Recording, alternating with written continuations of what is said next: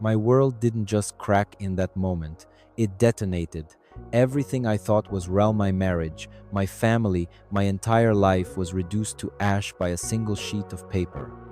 To understand how I ended up here, a man standing in the ruins of his own home, holding the proof of an unimaginable betrayal, we have to go back to before the lie was even born. 9 years. That's how long Emily and I had been married. We were the classic college sweethearts who made it. Both of us became lawyers, but when our first child, Sophie, was born, Emily chose to leave her career to be a full-time mom. We built a life in a quiet New Jersey suburb, the kind of life you see in catalogs. A warm, clean house, two wonderful kids, our 7-year-old daughter, Sophie, and our 2-year-old son, Mason, and a love that everyone around us said they envied. We were the Carters, the perfect picture of happiness. And for the last 6 months, that picture included my younger brother, Dylan. He just graduated and was staying with us while he tried to find himself. Dylan was everything I wasn't: effortlessly charismatic, the life of every party, handsome in a way that just drew people in. I loved him, I trusted him. That was my first mistake, believing that a charming laugh couldn't hide the ugliest of secrets. The night everything changed was my own birthday. I was stuck at the office, closing a big case. I remember calling Emily, telling her I was sorry, that they should start the party without me. "Don't worry," she'd said, her voice bright. "Dylan is holding down the fort." And he did. He stepped into my shoes for the evening. He poured the wine for our neighbors, he told the jokes, he made my wife laugh. I'm told they were the center of attention. One too many glasses of wine led to one too many lingering glances. And later, when the guests had gone and the house had fallen quiet, there was a moment in the kitchen, a stolen touch, a shared breath, a catastrophic mistake that would echo in silence for years to come. The very next day, Dylan was gone. He told me he'd gotten a sudden job offer out of state. It felt abrupt, but I was proud of him for finally getting his life started. Emily didn't say a word to stop him. When I came home that night with flowers to make up for missing the party, she smiled and kissed me. But now, looking back, I can see it. Something behind her eyes had already died. I was completely oblivious. I was living in a story I thought I knew the ending to, while she had just started a chapter I wasn't even in. 2 weeks later, she told me the news. She was pregnant. I was stunned. "How?" I asked, laughing. "She was on birth control. We'd always been so careful." She called it a miracle, a happy accident. And I believed her. I was ecstatic. I went out and bought a crib the next day. I spent weeks painting the nursery a soft yellow. I was going to be a father for the third time. But as the months went on, Emily changed. She became withdrawn, anxious. A dark cloud of guilt seemed to be following her around the house. She'd jump when her phone buzzed. I saw Dylan's name pop up once or twice, but she'd delete the messages before I could even ask. I chalked it all up to pregnancy hormones. I tried to be the supportive husband, completely blind to the fact that my wife wasn't anxious, she was terrified. She was clinging to her lie like a drowning woman clinging to a stone. Our second daughter was born in March. I was there, holding Emily's hand.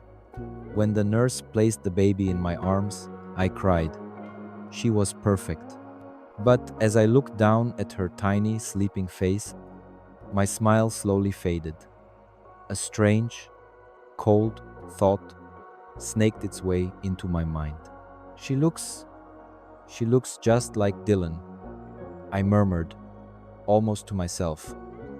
The reaction was instant. Emily froze. All the color drained from her face. She couldn't meet my eyes. And in that one horrifying moment, the foundation of our entire life cracked right down the middle. I didn't want to believe it, but the seed of doubt was planted. I started watching them, watching her. I became cold, distant. I was a lawyer, trained to look for evidence, for the truth. The loving husband was gone, replaced by a quiet interrogator, living in his own home. The tension was unbearable, a thick poison in the air.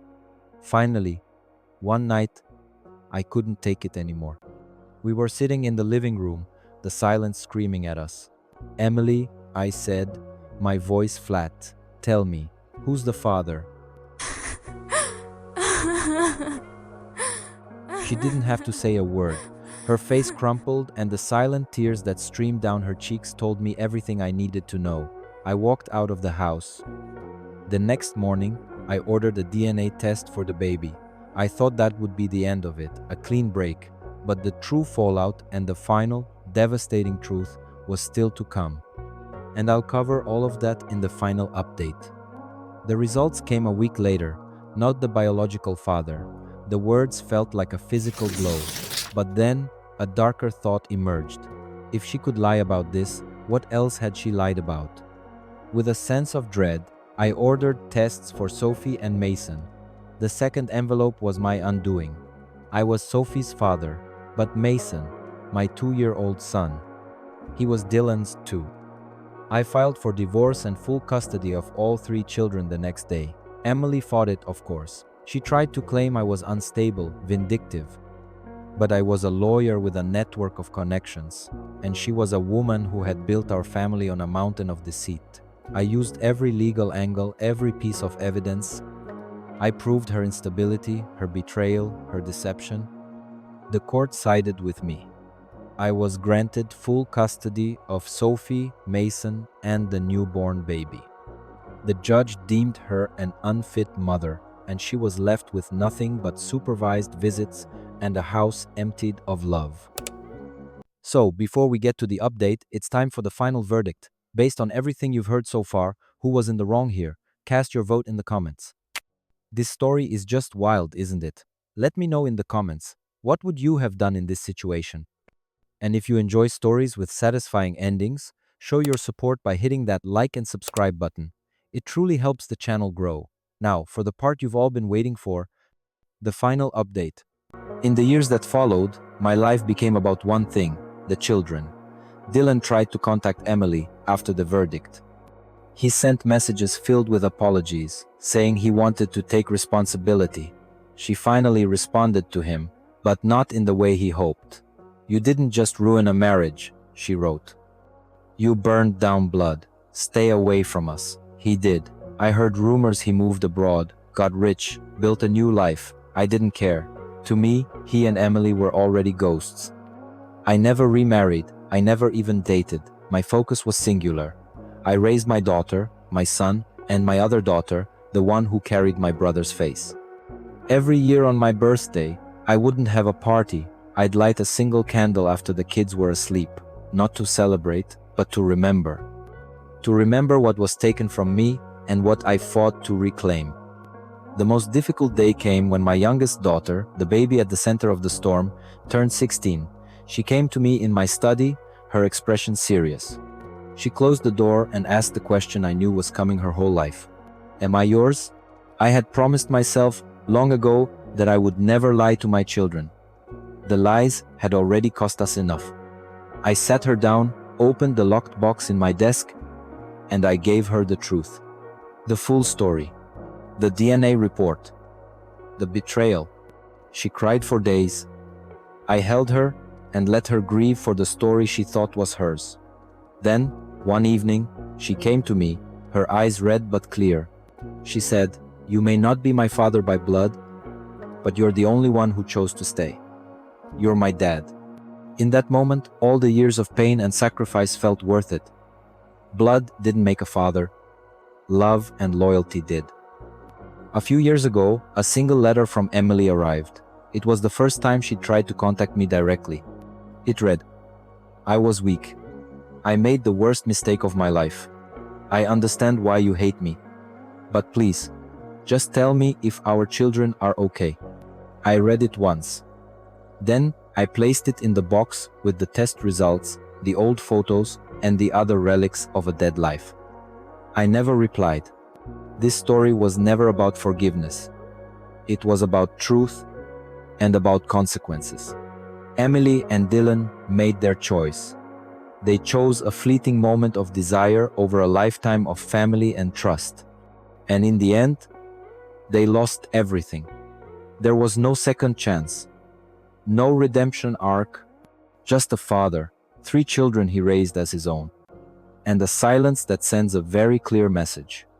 You don't get to destroy a family and then ask to be loved again. In my opinion, the main character wanted to get revenge on his wife for her betrayal and lies. He was very harsh and got what he wanted, but I'm not sure he did it for the children. I'm inclined to believe he did it for himself.